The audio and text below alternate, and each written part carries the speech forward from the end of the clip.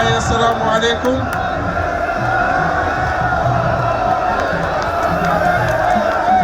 Assalamu alaikum wa Pastef. Assalamu alaikum suñu invité yi ñëw tey teewee bésu tey bi ñu ngi leen di gërëm di fàttali ni bokk na ci li ñu ràññee Pastef mooy parti bu discipliné la parti la boo xam ne militants yeeg sympathisants yi neex nañoo waxtaanal duñ leen ñaan ñu nangu ko ñoo ngi ñaan militants yi fi teew tey sympathisants yi fi teew tey ñëpp toog ànd ak dal parce que bu leen fàtte ni mbirum tey bi ñaari pàcc la pàcc bu njëkk bi nag dañoo war a waxtaane lu am solo muy téere bii nga xam ne bind nañ ko parti boobu dañoo bëggoon mu doon parti technique parce que sénégalais yi la ñuy waxtaanal te ay milliers de personnes a ngi fii tey waaye ay millions de personnes a ngi ci seen kanamu télé wala ci internet bi dañu déglu kon li ñu bind fii gannaaw biñ ko bindee ñu am sañ-sañu tànn ci ay sénégalais yoo xam ne ràññee nañ leen ci seeni xam-xam te duñu ñoo xam ne dañuy def complaisance xam naa ni tey fii moom dina tàng jër dañu bëgg sénégalais yi loolu ñu mun cee jot ci anam du mu gën a rafetee moo tax premier parti bi ñu ngi leen di ñaan ñëpp ànd ak tey ak dal ñu déglu bu loolu weesoo nag ñu jëm ci deuxième partie bi nga xam ne mooy parti politique bu boobaa nag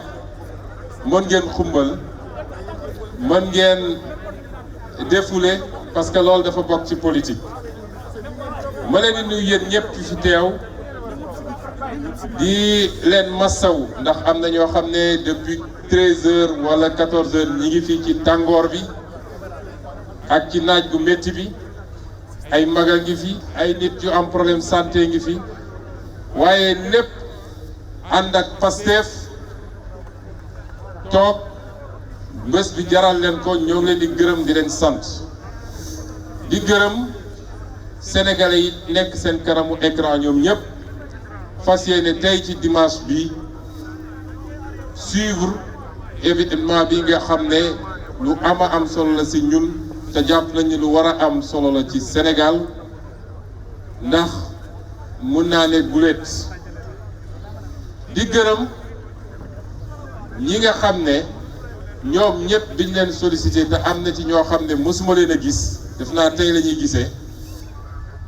ñoom ñëpp nangu nañu participer ci exercice bi te defe naa seen participation moo koy jox jëmm di gërëm it sénégalais bu ne ak foo ne boo xam ne tey bésu tey bii yitteel na ko ba mu mun a jël ñaari waxtu wala ñetti waxtu ci temps seetaan ko toog nañu nag xalaat nañu bind nañu dañ leen wax ni Pastef ba muy dugg ci politique bi da cee dugg ak benn mbébét mooy même suñu naroon def 50 ans ci politique te faluwuñu nañu fexe ba histoire politique u Sénégal ñu ne am na luñ fi changé ci ñiy defee politique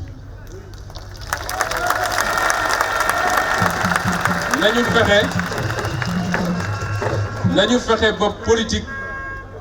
qualité dellu si débat d'idées dellu si proposition dellu si jub ak jubal dellu si joxe sa bopp ngir askan wi dellu si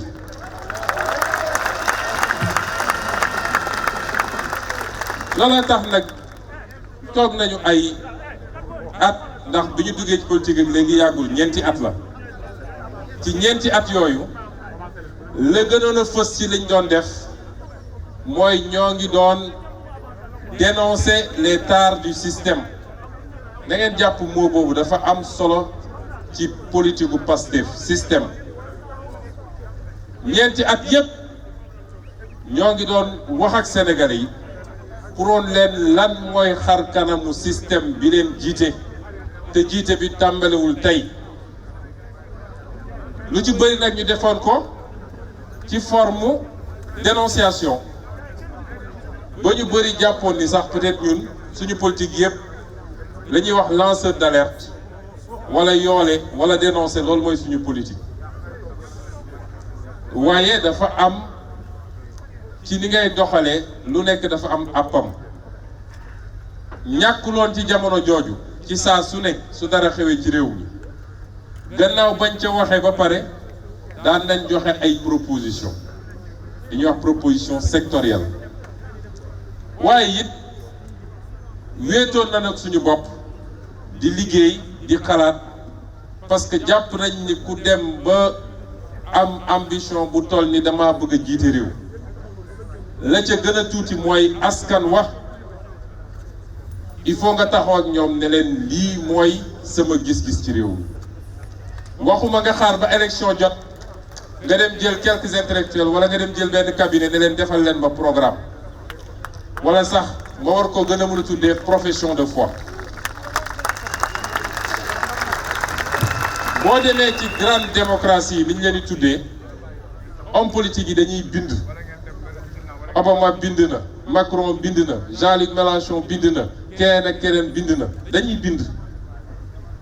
wax ak askan wi wax leen seen gis-gis nit mën na d'accord ci lenn bañ a d'accord ci la ci des mais li am solo mooy nga mën a joxe sa vision mu leer nañ loolu nag mooy téere bi nga xam ne bind nañ ko yàlla jàppale ñu ci ñu bind ko ci ñaari weer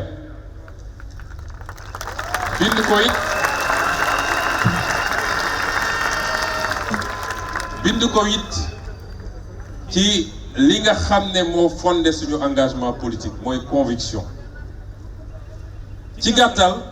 du ma guddal parce que dañuy jublu ci liggéey bi ci première partie bi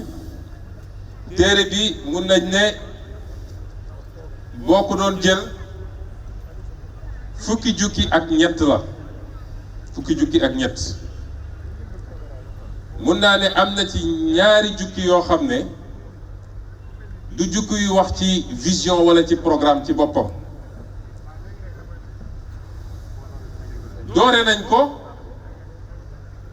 ci chapitre bu ñu tuddee pour un Sénégal décomplexé croire en nous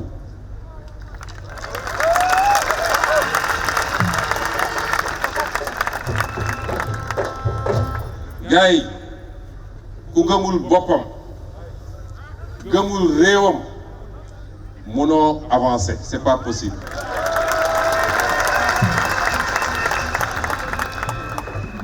la réew yi di rawante ak li askan wi di rawante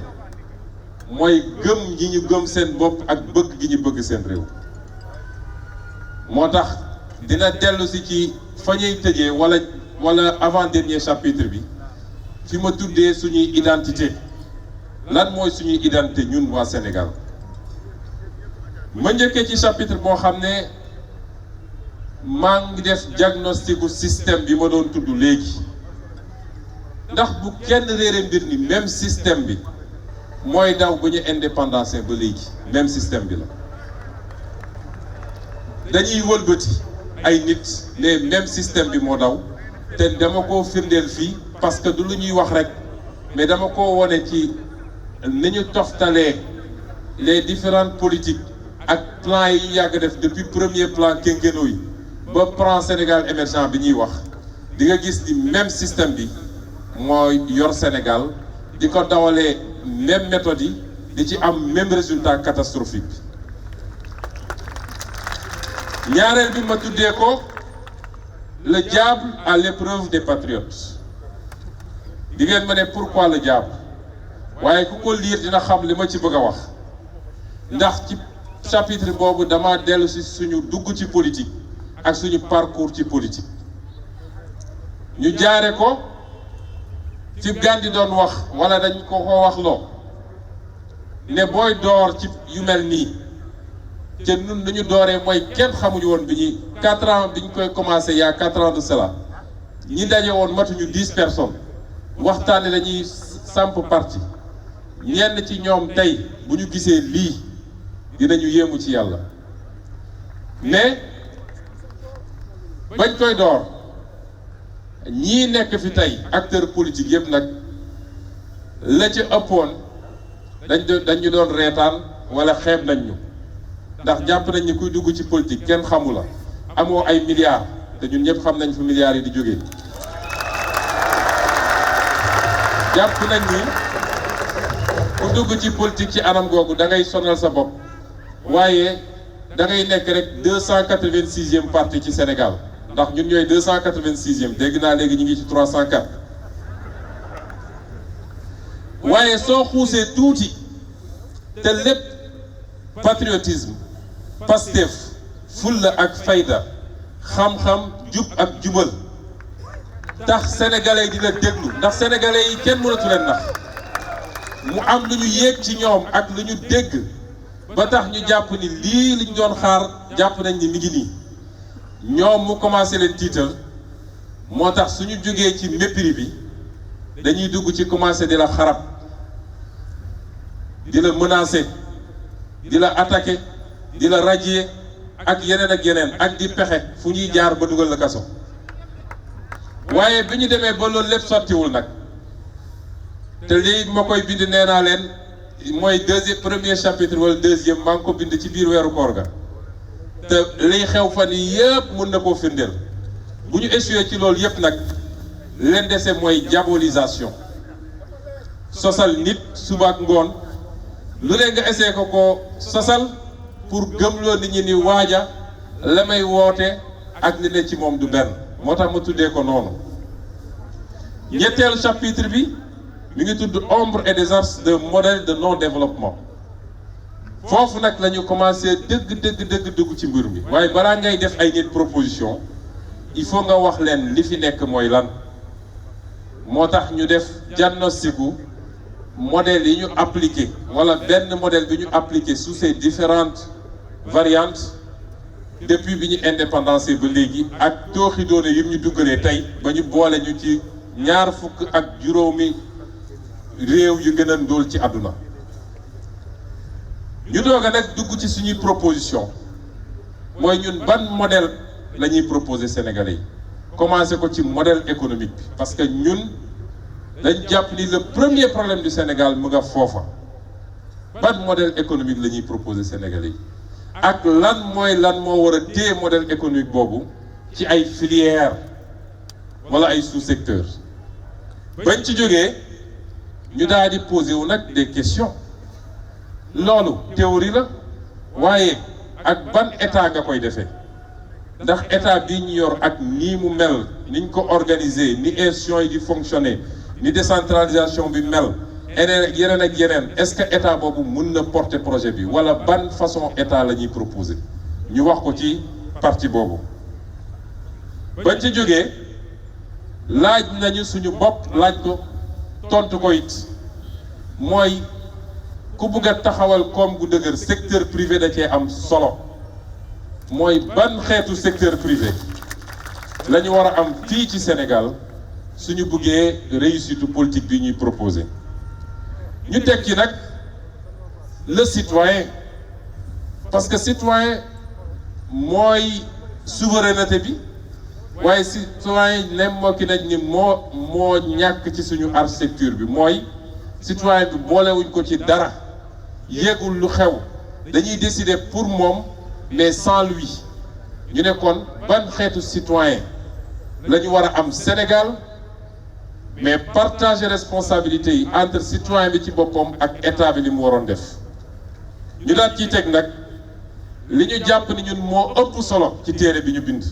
su ma seetul woon ci lu bëree bëri moo naroon nekk premier chapitre bi mooy loolu yëpp nag naka nga koy financer parce que problème bi ñu am Sénégal mooy homme politique yi fu ne la ñuy taxaw su ngeen ma fale dinaa def usine buy defar suppu kànja su ngeen ma fare dinaa def lal yoo xam ne da nga koy xool rek mu tàlleeku mais duñ la wax mukk naka lañ koy defee fan la ñuy jëlee koppar gu koy def ndax xalaat yu gën a rafet ci àdduna boo ko amee te réglé woo problème mu financement bi amul njëriñ ñàkk am gis ci wàllu googu nag moo tax la ñu dal tey dal ñu nit dañ koy fal ci ay promesses yu dul jeex bu toogee xam ni préparé wul woon ci fan lay jëlee koppar gi mu takk ay avion wër fu ne di leb di leb di leb ba dugal Sénégal ci guuta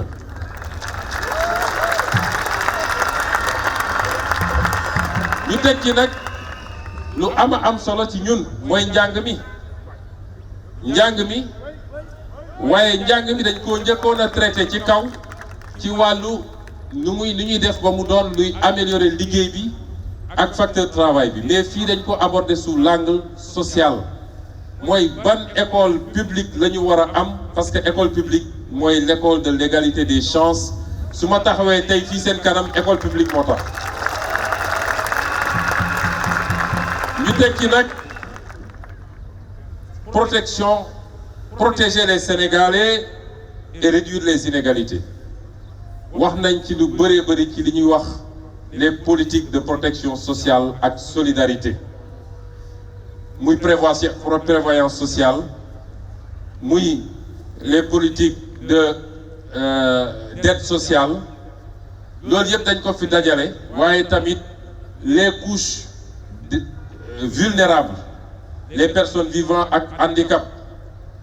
les personnes yi nga xam ne dañoo nekk en marge mooy jigéen ñi par exemple les personnes yi nga xam ne mag lañu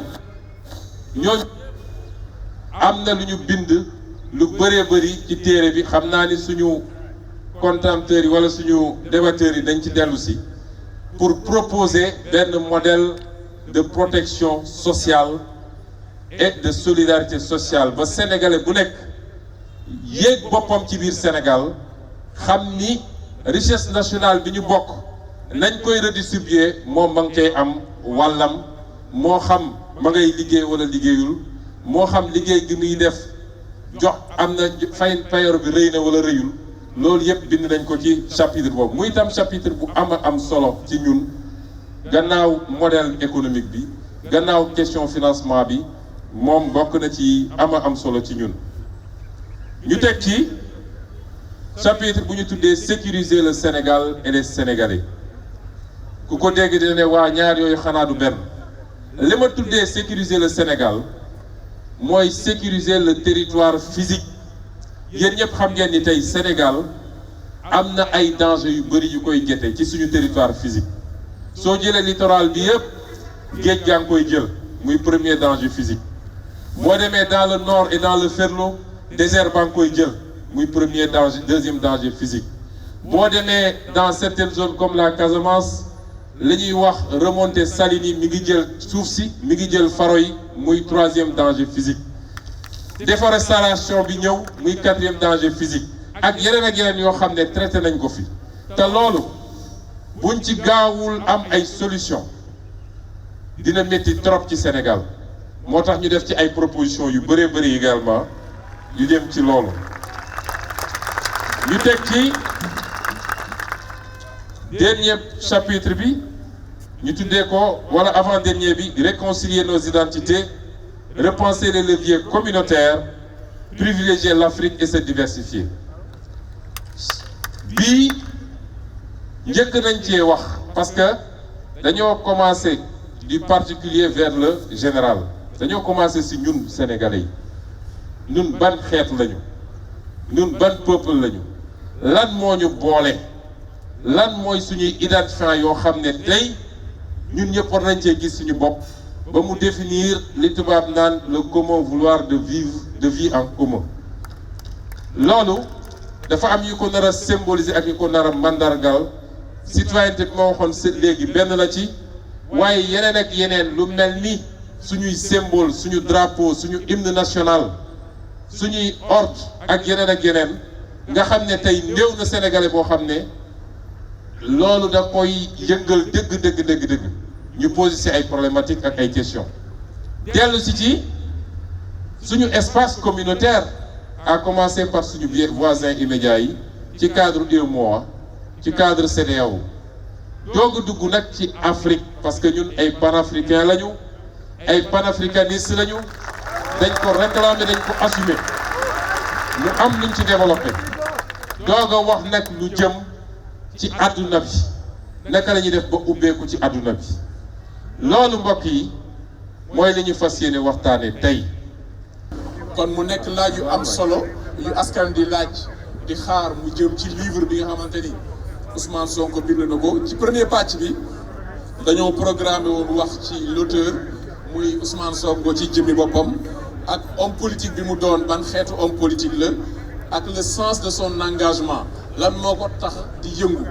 foofu jàpp naa ne am na loo xamante ni moom tontu na ci muy l'auteur muy tamit homme politique bi bu dee amul lu ngeen ci gis lu jaar ngeen ciy dellu si mën nañ tëb ñaar yooyu dem directement sur le sens de son engagement beneen pàcc bi ci laaj yi mu war a jëm ci institution yi gouvernance ak citoyenneté ci noonu dinañ def benn pause bu ndaw dugal benn film laataa ñoo dem ci modèle économique bu Ousmane Sonko ak Ousmane Sonko nan la gisee Sénégal dans le monde maanaam wàllu diplomatie comme bon man je suis galant damay démarrer ak jigéenu plateau bi muy Maïmouna Ndour Faye. bismillahi rahmaani rahim maa ngi leen di gërëm ki nga xam ne moom mooy Ousmane Sonko mi ñu convié ci échange bi mu doon façon échange yoo xam ne dañu koy rafetlu je pense que mun nañu démarrer par le sens de son engagement parce que tamit livre bi compilation promesse la profession de foi gis-gis bu mu am ci Sénégal gis-gis bu mu am ci yëf yi nu mu doon doxee ak mébét bu mu am ci changer ko moom mu ngi koy wax ci livre am nee na citoyen bu nekk am nga droit laaj un homme politique boo xam ne dafa bëgg a jël réew mi lan mooy vision boobu nag mu compilé ko ci livre 200 et quelques pages bi mais damay démarrer rek par deux observations Ousmane Sonko dama gis ci spot bi nga xam ne diffusé nañu ko nga démarrer par des images de France 24 ma bëgg a leeral rek ne awma benn problème par rapport ak journalisme c'est universel mais dama xalaatoon ne ci koo xam ne da nga nekk di promouvoir kii yu bees jikko yu bees koo xam ne da ñuy woo ci ñu gëm ci suñu bopp koo xam ne da ngay bon ñu koy waxee sax da ngay fouetter li nga xam ne moom mooy suñu orgueil affaire bi jaaxal ma xaw ma choqué mu rappelé ma nag traumatisme yi nga xam ne dañ koy dund ak suñuy homme politique ci Abdou Diouf Ablaye Wade ba ci ki nga xam ne moom mooy Macky Sall bu ñu waree waxu réew mi waa bitim réew la ñuy accordé li nga xam ne moom mooy monopole bi ma xalaatoon ne mënoon nga def spot avec des images neutres mais pas nga démarrer image bu France 24 parce que au Sénégal télé yi bari na fi gars yi ñu ngi def liggéey bu rafet tey yow mënoon nga bokk ci ñuy fulaal ñuy jëmal liggéey boobule waaye tamit loolu indi beneen interrogation boo xam ne bëgg naa ñu ñëw si mënuma démarrer waxtaan bi tamit te waxuma ko Ousmane Sonko lan mooy sa problème avec la presse sénégalaise da nga am problème avec la presse sénégalaise amul tribune booy toog amul fooy taxaw amul livre booy bind te waxuloo égratigné woo ñi nga xam ne ñoom ñooy presse sénégalaise ma bëgg la fàttali rek ne la presse est le reflet de la société li ngay wax ci presse sénégalaise yëpp yaa ngi koy dénoncer ci li nga xam ne moom mooy système bi li ñuy gis ci presse bi moom la ñuy gis ci inspecteur des impôts yi moom la ñuy gis ci yeneen pàccu fonctionnaire ak ñi nga xam ne ñoom ñoo yor réew mi ma bëggoon xam lan mooy sa problème mu mel ni ñun dañu la blessé wala da nga am ay traumatisme yoo xam ne da nga ko jëlee sa diggante ak presse nationale te ma yaakaaroon tamit booy promouvoir discours bu bees damaa war ma xalaatoon ne booy promouvoir dafin bu bees ak discours bu bees waruloo ñëw un fondamentaux bu nekk bu mel ni presse nekk un pouvoir solo bi mu am foo toll ngay égratigner ñooñu di leen jéem a tuutal di leen jéem a néewal donc loolu benn remarque la beneen remarque bi ci sa livre bi ci forme bi dama doon xool anticipé naa sax di xool ban chapitre nga jagleel jigéen ñi xool naa xool bi ma gisee nga wax ci inégalité ma ne xëy na fii dina wax bu baax ci jigéen ñi gisuma ko ma gis nga wax ci éducation ma ne xëy na fii la gisuma ko nan nga mën a ñëwee en 2018 jigéen représenté lu mu représenté ci réew mi waaye tamit jigéen souffrir sonn ndax système boo xam ne yàgg na ñu teg ko fi mu défavoriser jigéen ñi nga bëgg a jël réew mi te yow amuloo politique bu particulière boo xam ne da nga koy teg parce que rek ce qui concerne les femmes ñun mënuñu tolloo traitement ak góor ñi xam nga ndax lan système bi de 1960 à nos jours et bien avant système bi daf ñu dévaloriser système bi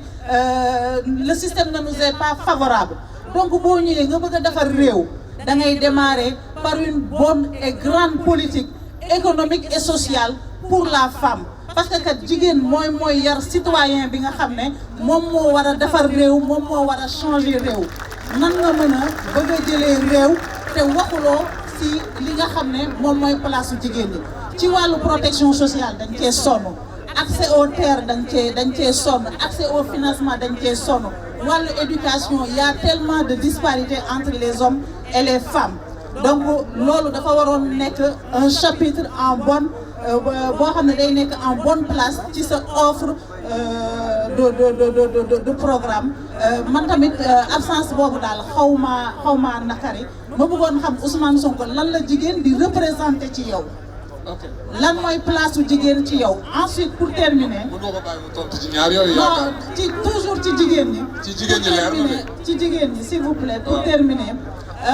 mu am débat boo xam ne dafa laaj ñu tranché ko balaa ñuy jël suñu réew di ko jox nit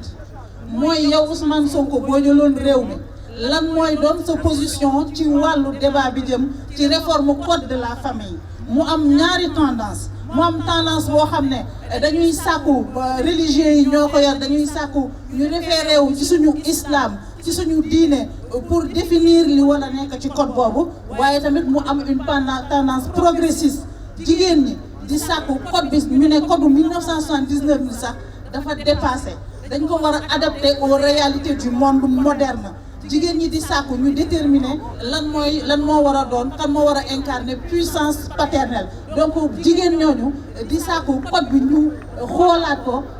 ba nga xam ne dina mën a gën a avantage ci jigéen ñi bëgg naa nga tontu ci question boobu. def naa ñaar ñoo ci am rapport ak livre bi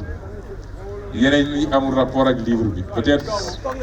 yow yàgg dégg ci la doon xaar fan laay jàkkaarloog Ousmane Sonko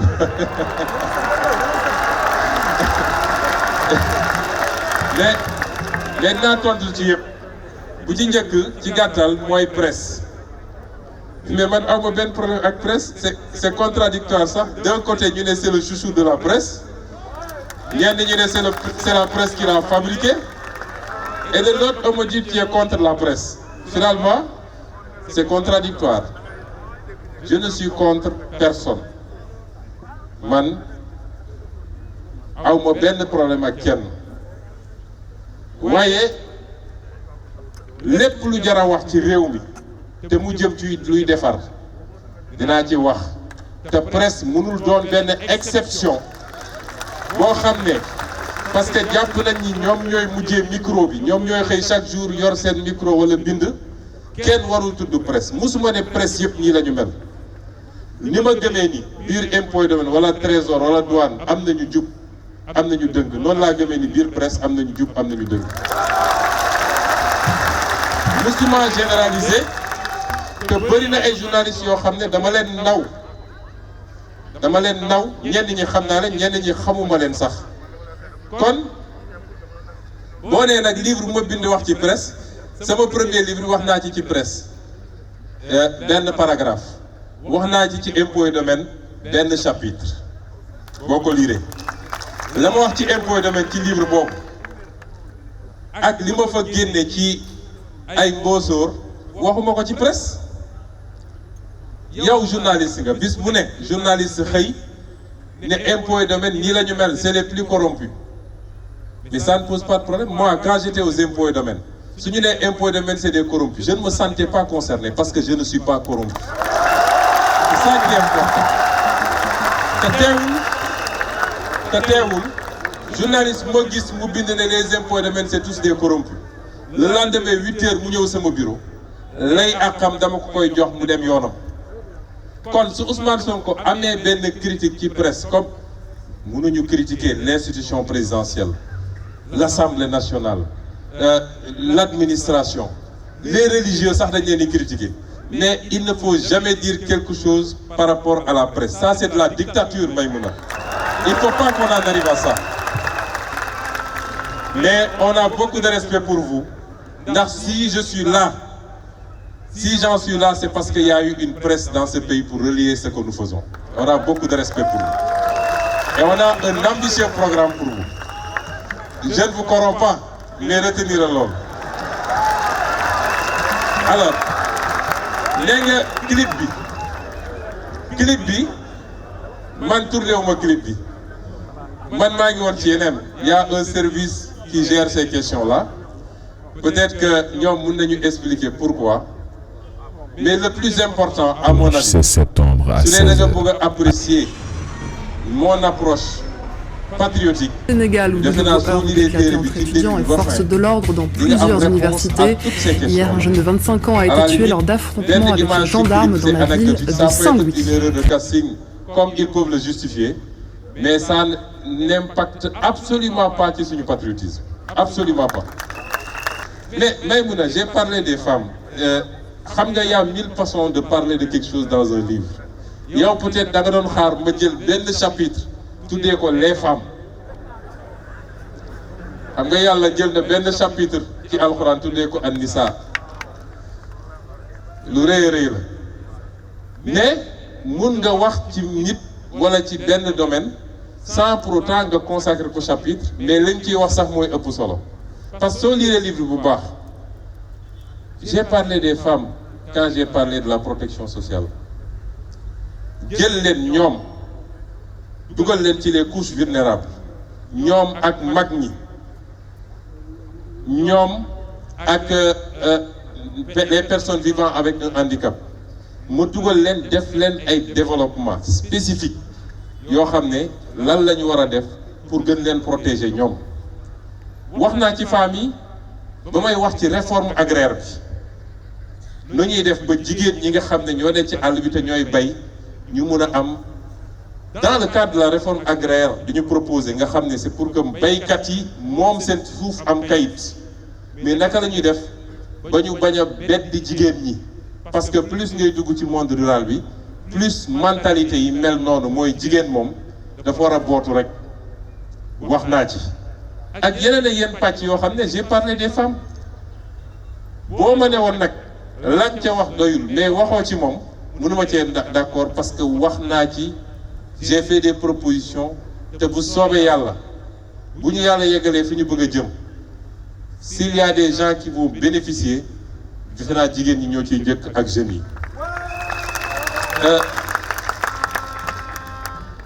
wax nga affaire au code de la famille puissance paternelle c'est un débat qui est ouvert binduma ci fii ci livre bi ci cadre programme bi ñuy génne peut-être. dinañ ci joxe des propositions mais comme c'est des débats qui sont ouverts te gis nga légiférer Sénégal on légifère très mal on fait soo jëloon am na science bu ñu tuddee légistique c'est l'art d'écrire les lois soo ko appliquer aux lois sénégalaises da ngay gis ni catastrophe la parce que dañuy jóg rek parce que am na benn tendance bu bëgg lii am lobbying def la pression ñu ne dañu légiférer or pour légiférer sur des questions aussi sensibles aussi essentielles dafa laaj un processus inclusif boo xam ne da ngay déglu tous les acteurs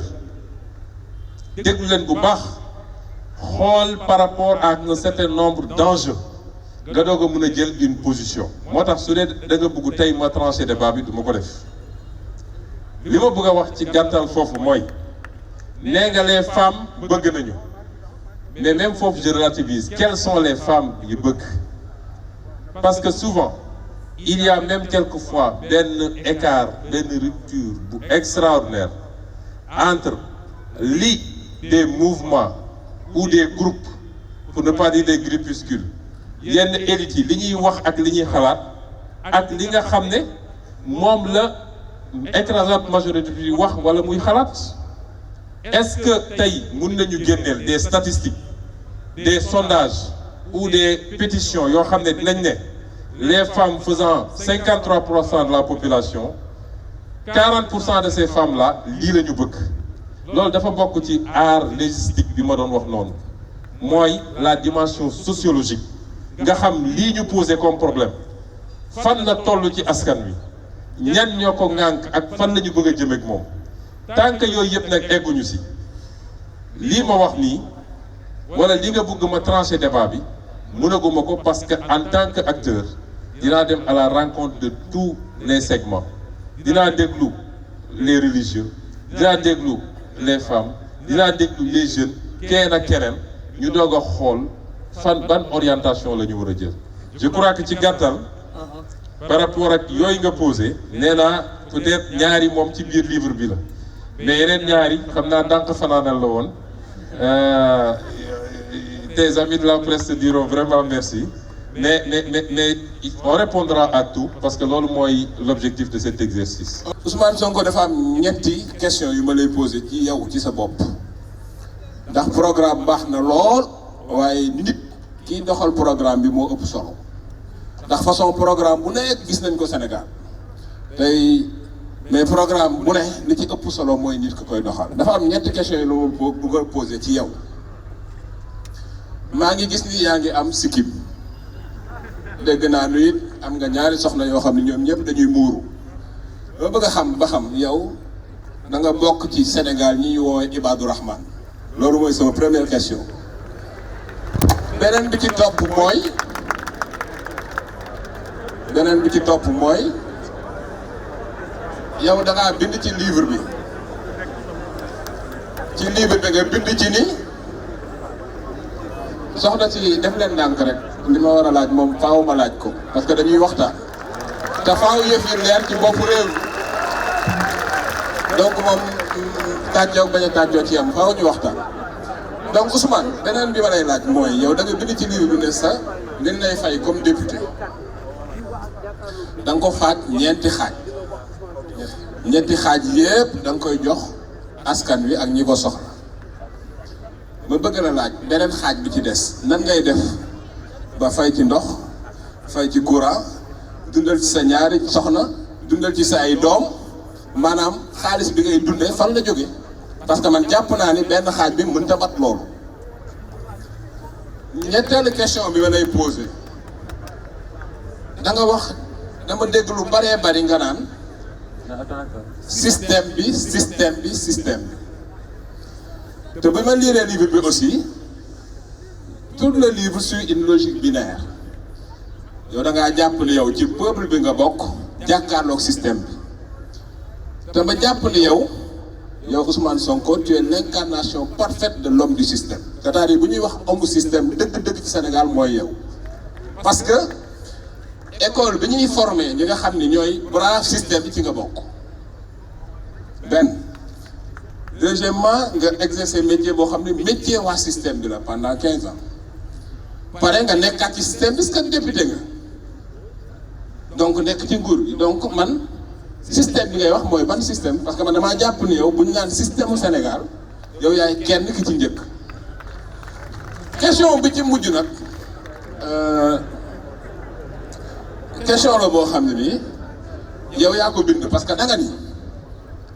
ñi la dàq dañoo yàkkamti waaye bu ñu yàkkamtiwul woon yow di nga defee 15 ans impôt da nga naroon a dem parce que yaa ko bind waaye est-ce que du loolu moo tax donc nga doon jéebaane ak di tooñ ak di wax li nga doon wax yëpp ñu dàq la maanaam est-ce que da ngaa bëggoon a rafetal sax dàq moo tax nga def li nga def loolu mooy question yi loolu bëgg a posé ci yow Ousmane Sonko. nga laaj fi ñeenti laaj yoo xam ne bu ci njëkk bi defe naa Sénégal ba mu daj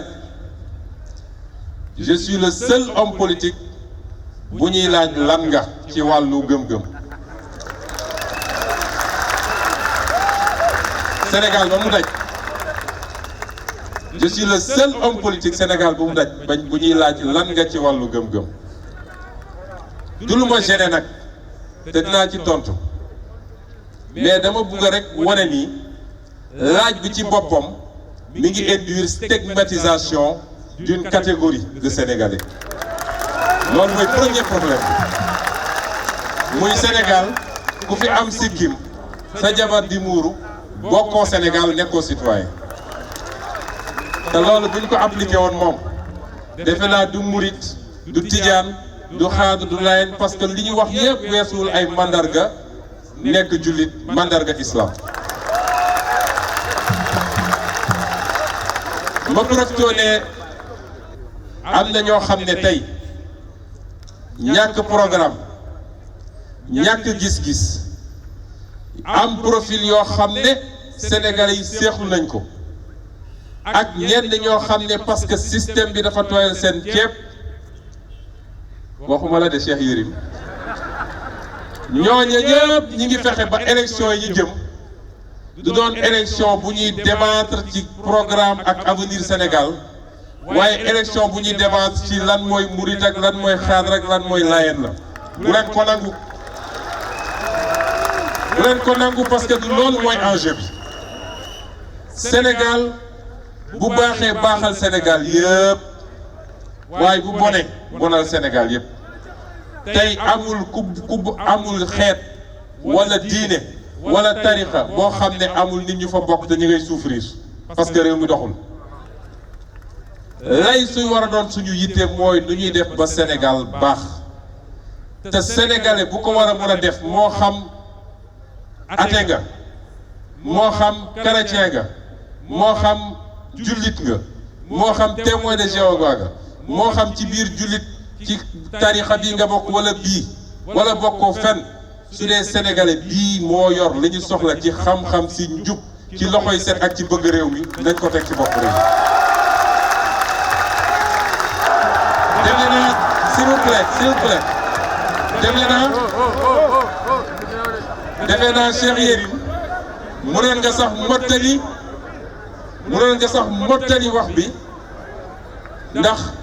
bàyyi nañu benn ndax nee nañu MFDC la bokk tamit mënoon nga ci boole booba bu ñu demee nag ba ci réew bu ñu demee ba nit jàmmarloog système ñu dem ba mënaluñu ko dara ci wër nañu fu ne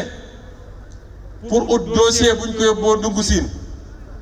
barki Dembo Ndiaye la Aly Ngouille Ndiaye convoqué benn homme d'affaires naan ko dama bëgg nga wax ni immeuble bi Sonko moo ko moom waa ji ne ko duma ko wax parce que moomu ko donc bu ñu demee ba fu ne jaar nañ fa mënuñu gis dara ñu dellu toppat say tànk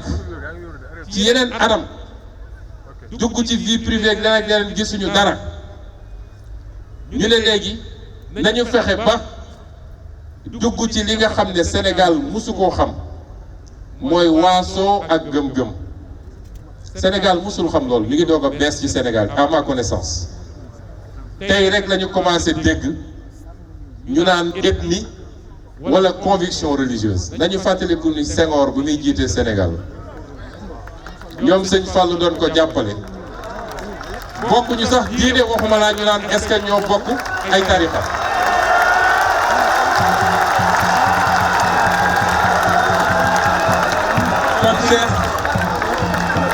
kon Cheikh maa ngi lay gërëm ci question bi mais li may dellu rek mooy samay conviction personnelle kenn tudduma ci franc-maçon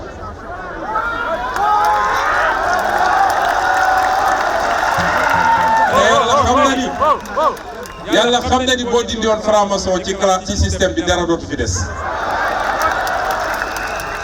kenn tudduma ci li may bañ a tudd te ñu bëri ci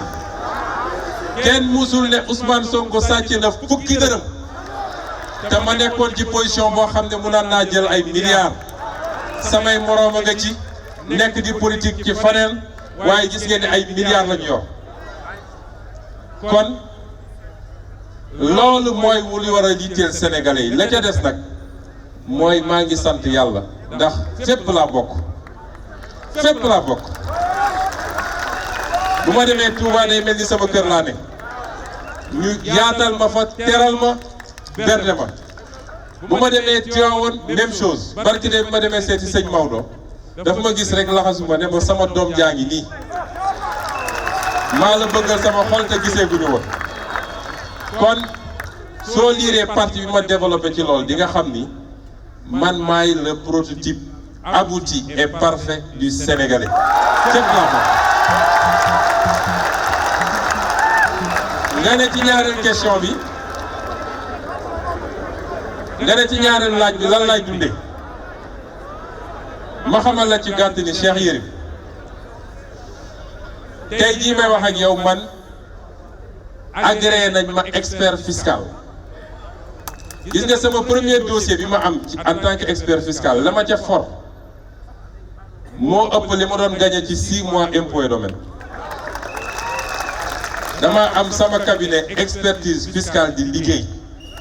aw ma ci ay milliards nag amaguma ko ci ndax bi ma installé léegi yàggut mais maa ngi sant yàlla te su ma xamoon teel koo def sax su ma xamoon bi ma defee 10 ans impôt et domaine laay dem sama yoon kon man bëri na lu may def man du ma yaafus ñàkk rek laa mus a xam dañ ma teel a yar ci liggéey jàngal ma liggéey kon gis nga salaire mooy lu gën a tuuti man à la limite léegi jàpp naa ni fonction publique daf ma doon bloqué parce que nit boo amee potentiel am détermination am envie toog ci bureau suba ba ngoon nga fayeeku dalay bloqué ñi koy def nag am nañu mérite waaye tey maa ngi def activité yu bëri maa ngi def ay conférence maa ngi animé ay séminaire li may def dafa bëri demande bi sax mënuma koo gérer te maa ngi sant yàlla maa ngi maa ngi yor sama njaboot ci loolu la tax nag biñ ma falee député ma ne salaire bi xaaj naa ko ñett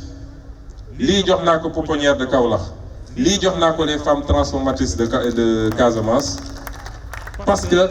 yéeg-yéeg la woon foofu yëpp dama faa jaar gis liggéey bi gis coono gi te man awma ay milliards yu ma leen jox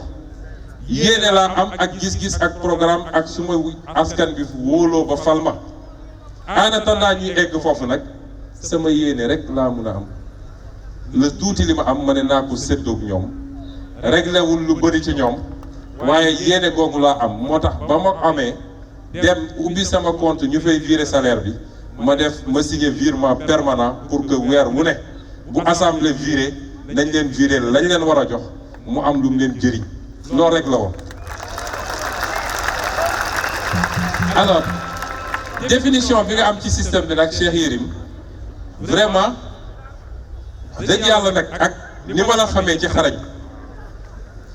raccourci bi nga def ci définition système moom bett na ma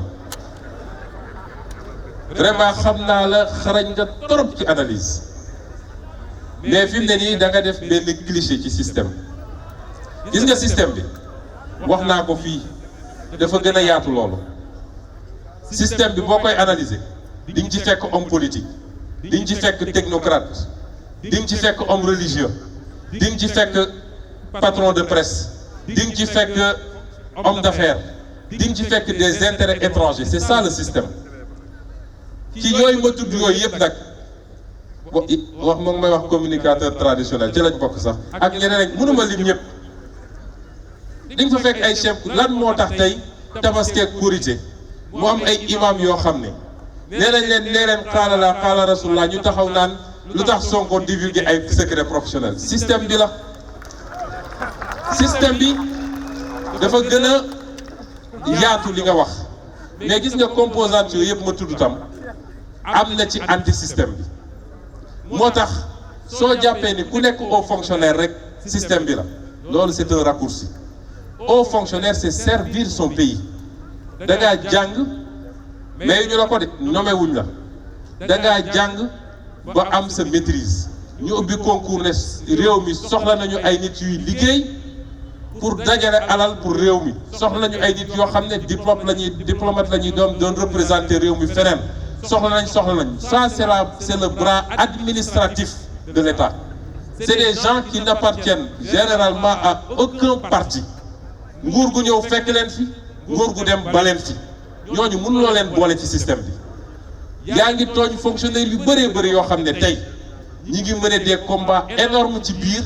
pour contenir les méfaits du système. Soo jàppee ni le seul fait d'être fonctionnaire fait de toi un système,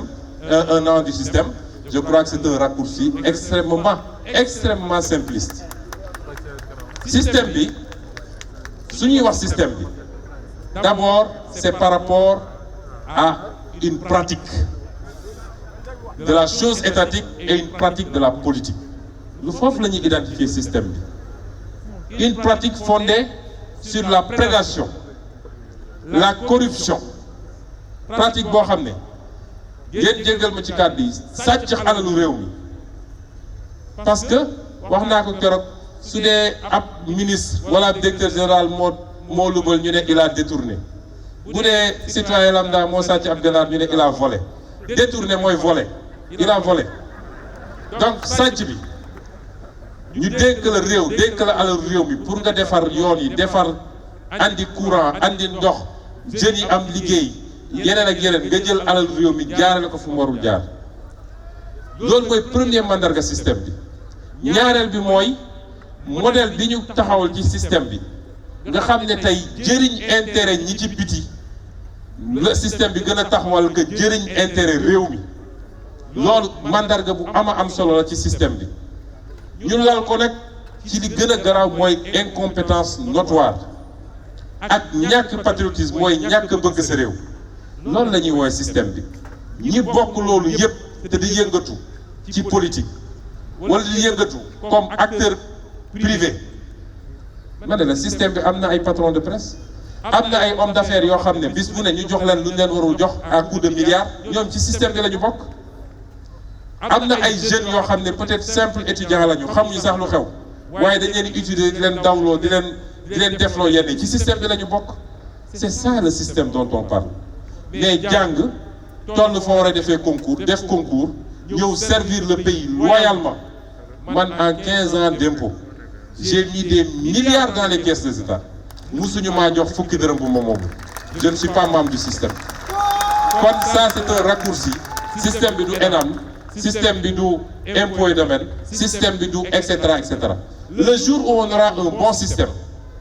le jour où on changera de président am un bon président da nga foog ne day tëj ENAM wala mu dàq fonctionnaires yëpp parce qu'ils sont du système ñoom il ne faut qu'appliquer les politiques qui ont été déterminées par ñi askan bi fal bis bu ñu amee président bu def de bonnes politiques orienté leen ci ñu dem liggéey ñi ci baax ci ñoom kon mënuma d'accord ak analyse bi nga def ci système bi. Alors provocation pour quitter non je crois que bien avant ça déposé woon na ñi xam nañu ne dama bëgg ñu jox ma détachement ma dem defi leneen ñu ne duñ ko fi def boobu c'était en 2015 un an bi ma commencé politique def un an la bul fàtte ni août 2016 lañ ma radié léegi est-ce que dama waroon a man ralentir sama activité politique parce que simplement fonctionnaire la ou bien ni ma yéegee politique ak ñi ma àndal dama ak li nga xam ne mooy li ñu parti bi dama ko war a incarner dama ko def dama ko war a defee su dee nag Sénégal soo doonee haut fonctionnaire sa statut général ne la am nga sañ-sañu def politique ñu bëgg la gëmloo ni soo bëggee def politique demal ci nguur ga waaye bul dem opposition tey Amadou Ba inspecteur des impôts la ni man Mamour Diallo inspecteur des impôts la Abdoulaye Daouda Diallo inspecteur des impôts la keneen ak keneen bis bu ne ñu génn taxaw ne Macky moo gën a rafet ci Sénégal moo gën a jekk moo ëpp xam-xam man may inspecteur des impôts su ma nee Macky gënul rafet ci Sénégal ñu daa xam loolu mooy débat bi ñu war a poser mais su ma nee man amoon naa yéene dem loolu bien avant may dugg politique ba may nekk ENAM déjà ñi moom miin dëgg dañ doon toog di waxtaan xaw ma ndax Ablaye Niane mi ngi fi ñun suñu promotion ñaari direct la ñu woon ñaar ñëpp dem nañu sax Ablaye Niane ak man mi dañ doon toog di waxtaan ma ne ko saay man fii du sam place quoi man daal je ne me vois pas dans l'administration mais dinaa ut expérience dinaa liggéey dinaa et cetera mais am na fu muy toll dañuy dem suñu yoon donc ça n'a rien à voir avec une provocation pour et si c'était le cas it ça veut dire que waa ji ñu jàkkaarlool cuune la ndax jox na ma kon li ma bëggoon donc loolu laa mën a tontu Cheikh Yérim